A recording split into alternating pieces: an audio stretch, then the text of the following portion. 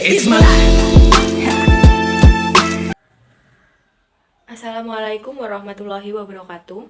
Kami dari kelompok 5 akan mempresentasikan hasil diskusi dari kelompok kami, yaitu tentang kenormalan baru dan perubahan komunikasi sosial di masa pandemi COVID-19.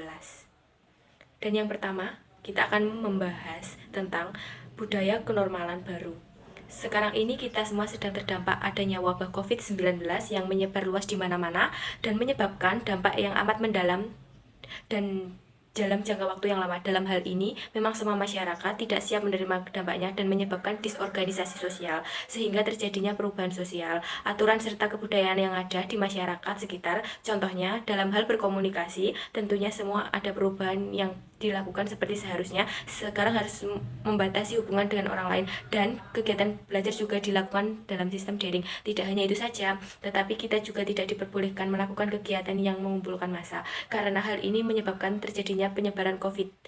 Dengan demikian, segala bentuk aktivitas masyarakat yang dilakukan di masa pandemi kini harus dipaksa untuk disesuaikan dengan protokol kesehatan.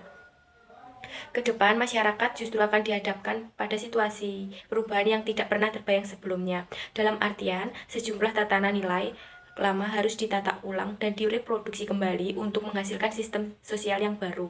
Munculnya tata aturan yang baru tersebut, contoh salah satunya adalah himbauan dari pemerintah untuk belajar di rumah, bekerja, dan beribadah di rumah. Begitu pula dengan kebiasaan masyarakat yang guyup, senang berkumpul dan bersalaman, kini dituntut untuk terbiasa.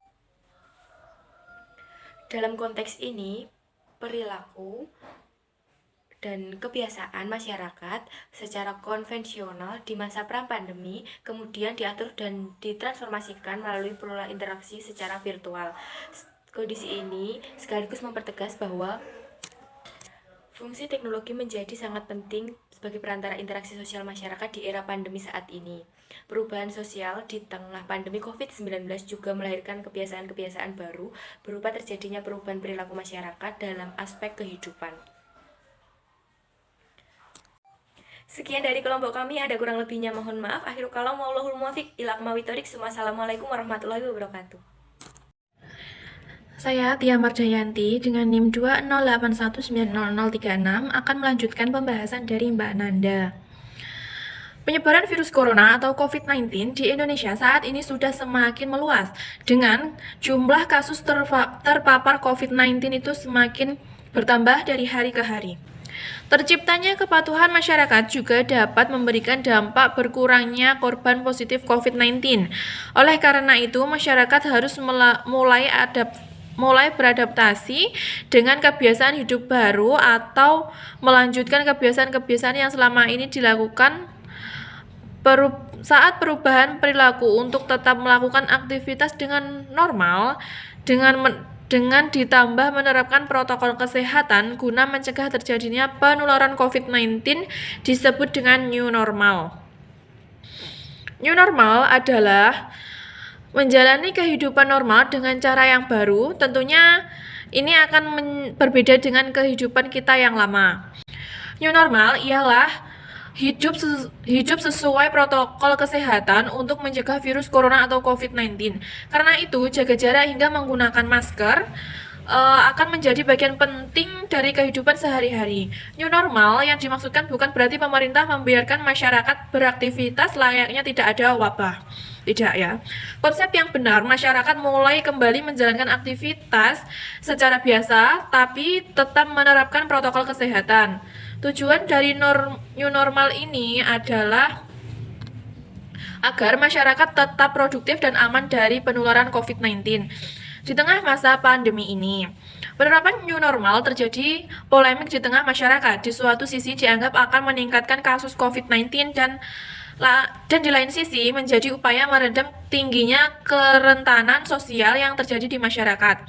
Sekian. Ya, selanjutnya saya Wahyu Trimunawar dengan NIM 2081938. Selanjutnya kita akan membahas tentang segala perubahan yang ada di zaman pandemi atau era pandemi di dalam sebuah komunikasi. Komunikasi di era pandemi atau di zaman sekarang itu sangat terasa perbedaannya. Dari segi aturan-aturan pemerintah yang melarang kita dalam berhubungan fisik dari individu untuk individu lain. Jadi dengan begitu, adanya pertemuan-pertemuan yang sebelumnya dilakukan itu sangat dibatasi dan dialih fungsikan atau dialih mediakan dengan adanya teknologi jaringan untuk berkomunikasi. Dengan begitu, perbedaan yang ada dirasakan oleh masyarakat sangat berbeda dan sangat terasa. Masyarakat berkomunikasi dengan individu lain hanya bisa atau dibatasi dengan adanya media teknologi dan kurangnya tali silaturahmi kepada kerabat atau teman-teman dekat. Dan dengan begitu, pengaruh dari komunikasi yang terbatas sangat juga mempengaruhi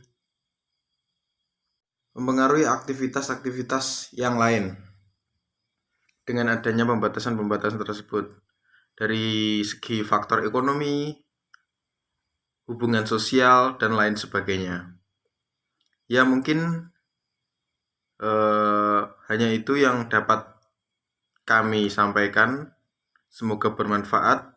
Wassalamualaikum warahmatullahi wabarakatuh.